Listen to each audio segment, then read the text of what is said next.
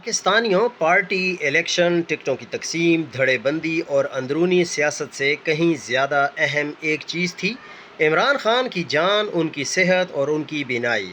क्योंकि अगर वो महफूज नहीं हैं, अगर वही मंजर से हटा दिए जाएं तो फिर बाकी सब क्या है। फिर ये प्रेस कॉन्फ्रेंसें, ये ओहदे, ये कमेटियाँ, ये ग्रुप बंदी, ये रोज़ाना के फ़र्ज़ी बनावटी सियासी ड्रामे, सब एक सी ग्रेड टीम का घोरक धंधा है। असल सवाल ये नहीं कि अगला इलेक्शन कौन जीतेगा। असल सवाल ये है कि जिस शख्स के नाम पर ये सब के सब सेठों पर बैठे हुए हैं और सेठ बने हुए हैं, क्या उसकी जान और सलामती सबसे पहली तरजीह नहीं होनी चाहिए थी।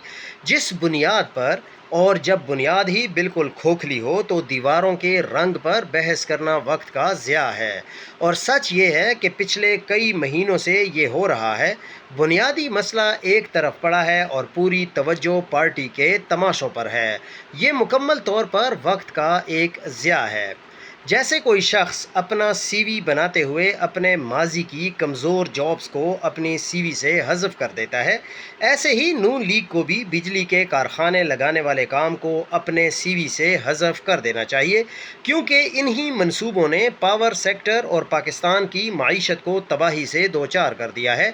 लेकिन हैरत है कि आज बड़े मियाँ साहब बड़े फ़ख्र से गिलगित बल्तिस्तान वालों से कह रहे थे कि आपके यहाँ 20-20 घंटे की लोड शेडिंग के ख़ात्मे के लिए हम बिजली के कारखाने लगाएंगे, जैसे पूरे पाकिस्तान में लगाए हैं।